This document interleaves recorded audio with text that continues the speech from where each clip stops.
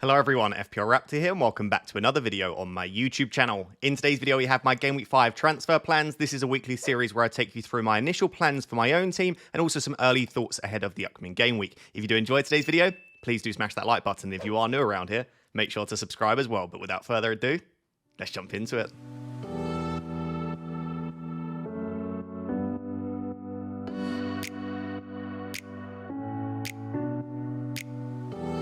Oh my good lord, so for Game Week 4, I scored 24 points, and I'm not even sure how to go about assessing this. Haaland captain, or Watkins captain if you want to go there, both outscored my entire team by 2 points. I can't ever remember a game week like this, and I do think I had a game week where I scored like 20 or 19 points. This isn't my lowest ever scoring week. But the issue I have is, of course, due to someone like an Erling Haaland returning and also some other players getting some points like Smith Rowe, it's worse for me because it's not that everyone had a low-scoring week. I think it might have even been last season. But when sometimes there's a low-scoring week for everyone, it doesn't really matter. Whereas obviously Haaland's outscored my entire team, so I have just dropped into the abyss. I'm now currently ranked at 3.8 million. In terms of trying to assess the week, yeah, my team didn't look that good on paper at the start of the week. And I said that on the deadline stream. I said that throughout the week, that I wasn't expecting a big green arrow. But I almost feel like you could auto-select a team and have scored more points than it. It was just like everything that could possibly go wrong went wrong. So obviously Erling Haaland scored another brace, or another 2 goals. 9 goals in 4 games. I was just wrong. And I said this kind of last week, but I will continue to say it. I'm not stubborn with it. Like, I was wrong. I could have, of course, brought him in for Game Week 4, but it was for a hit. It involved selling Saka and Isak, and I just didn't feel like this was the time to go out and take a hit to bring in Haaland. And in general, I don't feel like my team needed a wildcard. The only reason to wildcard would have been to bring in Haaland. And in hindsight, that would have been a good enough reason. But I just felt logically, like if I looked at my team objectively, I didn't need Haaland right now, or at least it wasn't worth the surgery. And I probably should have brought him in. And going into Game Week 5 now, I kind of feel in a similar way where it probably isn't the right week to bring him in. But if he continues to score goals, I mean, I'm going to drop even further. So that's that on Haaland. It would have been a good idea to bring him in. But like I said, outside of that, it couldn't have possibly gone much worse. I had 1 pointers for Henderson, Trent, Jota, Isak, and Meniz. Meniz didn't start. Isak's off at halftime. Jota is subbed 8 seconds before the 60-minute mark. And I'm not saying 3 points would have been a haul, though in my team, 3 points would have made him my second highest scoring player. So I wish it'd have made it to 60 minutes. And obviously, Diaz was subbed as the 3rd sub in that substitution. So he got 3 points. Jota got 1. Trent lost the clean sheet fairly late on, then got booked. Robinson lost the clean sheet in the final seconds of the game.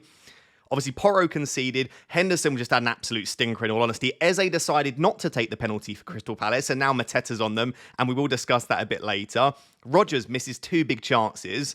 I mean, genuinely, it was just one of those weeks where I couldn't have actually had much more go wrong. And you might say, yeah, well, at least Saka returned. Saka did return, but he assisted the player that sat on my bench in Gabriel, who goes and gets a 15-pointer. Even bloody Greaves keeps a clean sheet on my bench as my 4 million defender. Like, I mean, it has to be laughed at, and it's not me fake. Like, I can't do anything other than laugh because, yeah, I didn't have Haaland, and yes, my team didn't look good generally, but getting 24 points in a week with 21 points on my bench and everything going that badly, it has to be laughed at. And if you can take something from my videos, it's to take a light-hearted approach. And listen, it's a challenge now.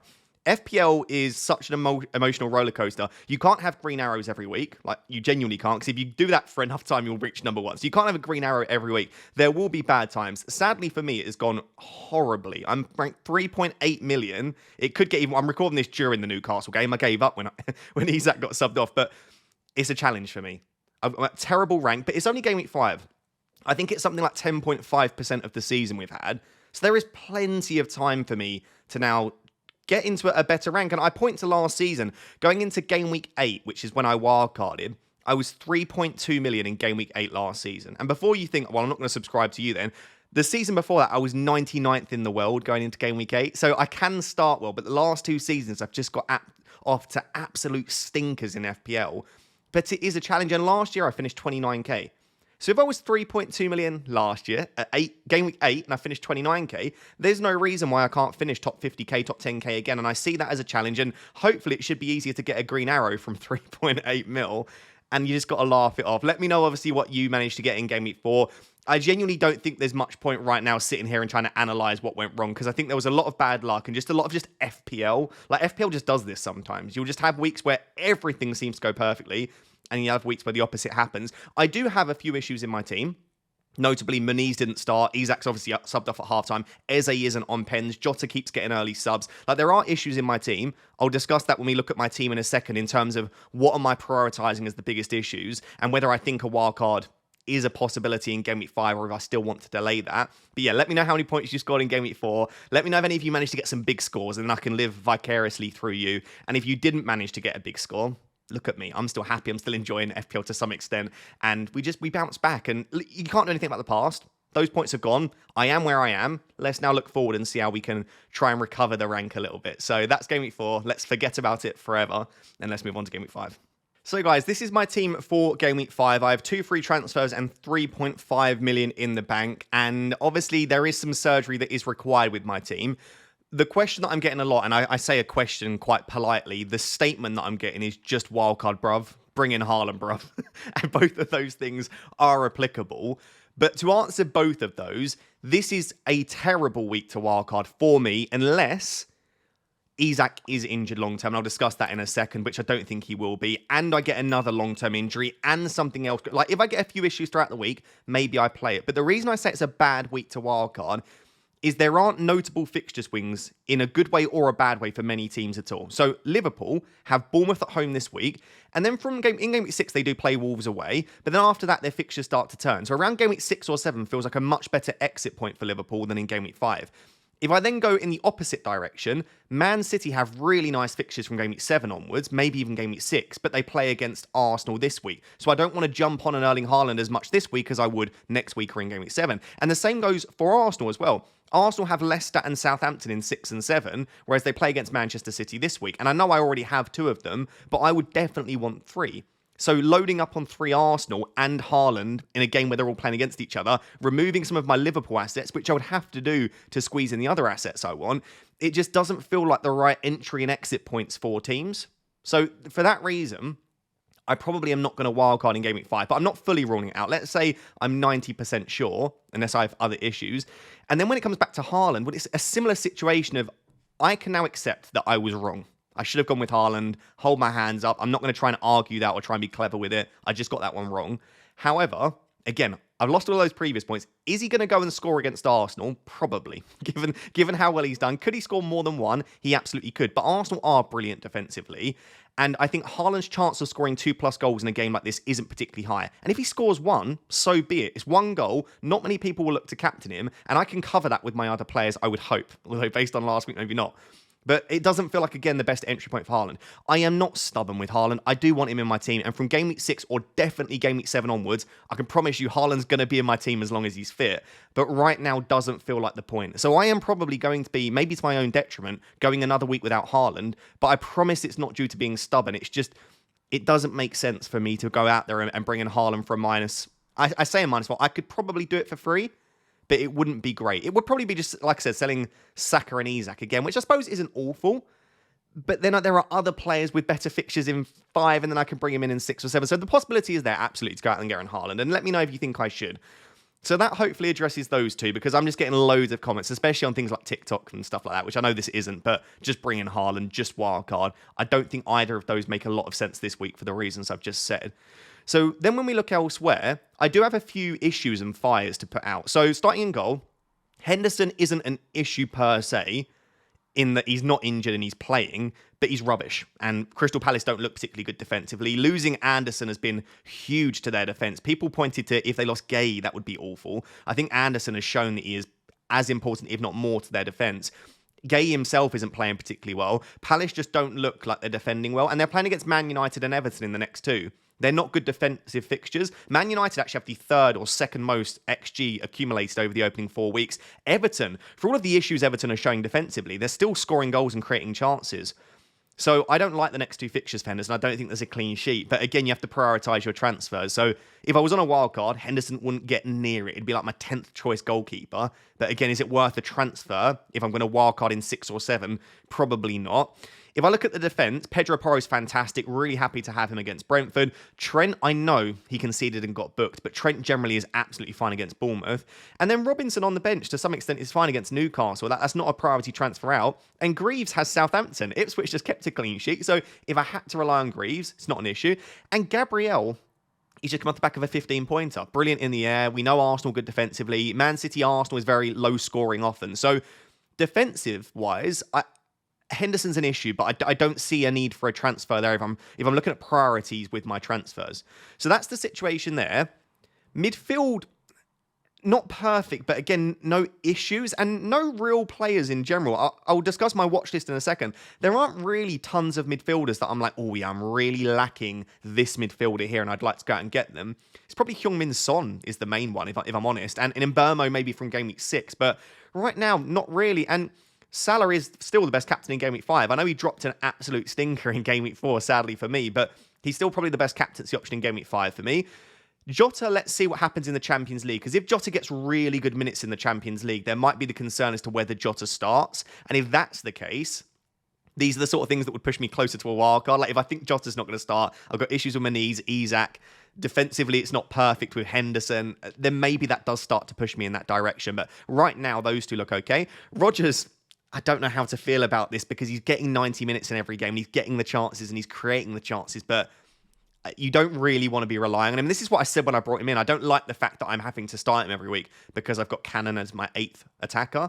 So it's not ideal with Rodgers, but he's got Wolves at home. It's an okay fixture. I don't mind having to play him, really. But again, let's see how many minutes he might get in the Champions League. Eze's an interesting one, right? So the big issue now with Eze is that he's not 100% on penalties. But there was a quote going around from Glasner, which essentially said that they actually have 2 penalty takers, Crystal Palace, and that is Eze and Mateta. And based on who is feeling it at that moment on the pitch, they will be the one that takes it. So this confirms that Eze is to some extent slightly on penalties, but he now doesn't have a 100% share. Mateta took the penalty very, very well, and he clearly wanted it. Apparently, Eze had the ball in his hand, and Mateta said, it's mine, took the ball off him and took the penalty. So he's got that dominance, he's got that confidence, and he also took a penalty in the Olympics for France and scored that. So I don't see why Eze would take the next penalty when Mateta's in such a nice, confident run and he wants the penalty so much more.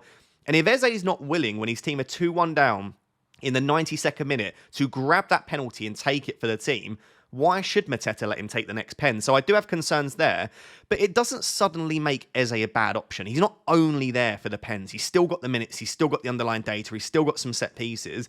And Palace will still continue to score goals, but it does reduce the appeal. And for me now, I am looking at Eze as maybe being quite disposable on a Game Week 6 or a Game Week 7 wildcard. Whereas before, I was thinking I'm going to try and squeeze him in because the pens is such a nice additional routes to point for Eze. So yeah, again, not ideal. I guess as I'm going through my team, I'm thinking it could do with a wildcard, but I maintain the same issue of it's just not a good week to wildcard. It's not that my team doesn't need a wildcard. It's that I will be wildcarding into a team which equally doesn't look very good for the upcoming week. Like I'd have triple Arsenal. I'd have Haaland against Arsenal. I just don't think it quite suits, but I'd like to wildcard this team, really. The real issue with my team, apart from all of those previous ones, is Muniz and Isak. Because Muniz didn't start, so he's gone for me, right? I'm going to sell Muniz this week. Unless Jimenez were to get injured, it might cause me to maybe keep Muniz because he's very likely to start. But Jimenez looked really good, and Muniz hasn't looked particularly good in terms of finishing his chances. So if I was the Fulham manager, I would be starting Jimenez in the next game. So Muniz has to go for me, and I'll discuss my potential replacements in a bit. It is very nice that I have 3.5 million in the bank because I have a bit more flexibility. And on Isak, so Isak was subbed at halftime. Like I said, I'm recording this during the Newcastle game, but it sounds like it was the ball that clipped him in the face. The commentators said, that shouldn't cause him an issue. He's off at halftime. I don't know if it's like broken his nose. It didn't look like it even hit him that hard in the face, but obviously the ball went very, very hard. So it's hit him in the face. I'm hoping it's a minor injury. And I'm hoping even if there is a fracture or break that he might be able to put a mask on, similar to how we saw with Mbappe, and play through that. But regardless, I wouldn't mind selling him either. Newcastle just haven't looked quite at it.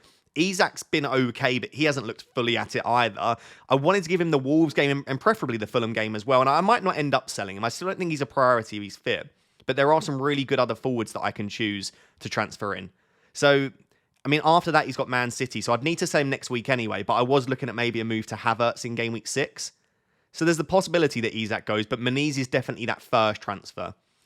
So all in all, to summarise that before we move on to my possible transfer plans, defence isn't an issue outside of Henderson, and I'm not going to use a transfer on the goalkeeper. Midfield isn't perfect, but equally, there aren't many other midfielders that I desperately want this week other than Son, who, in fairness, I could bring in depending upon the other moves that I make. And then with the forward line, Isak is only a real issue if he's not available, which I think he should be, hopefully, fingers crossed. And Moniz is the biggest issue, and he will definitely be a transfer out. So there we go. That is the team. Fantasy Football Hub have that rated at 95%, which I couldn't disagree with more. It's not a 95% rated team, but there it is. Let's now take a look at my possible transfer plans for Game Week 5. So guys, before we actually take a look at my transfer plans, here is my watch list just to go through it in its entirety before we really specifically focus on those forwards.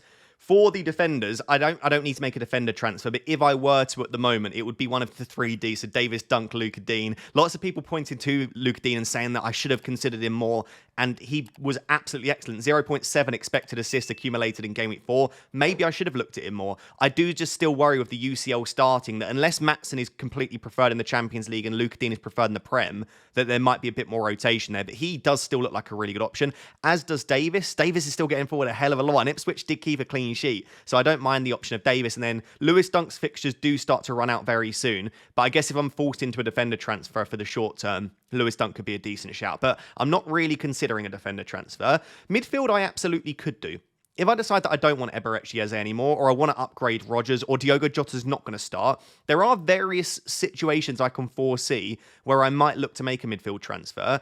For me, though, none of them really stand out. So Mbeumo's great, plays against Spurs. Spurs have been susceptible to conceding chances, but it also isn't a great entry point playing Spurs away for me. And I've got Pedro Porro. I'm bringing in a player to directly clash with a defender that I'm starting. It just doesn't feel like the best use of a transfer this week. I still have the Brighton mids, Matoma and Minte. I'd probably go for Matoma because his minutes do continue to look a lot more secure. But Nottingham Forest have just shown against Liverpool that they are such a good defence, regardless home and away now. They're just really solid.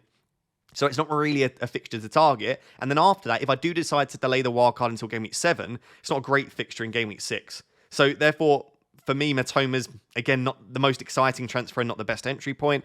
And so the only midfielder that I would really probably want is Heung-min Son, who is actually a decent captaincy shout.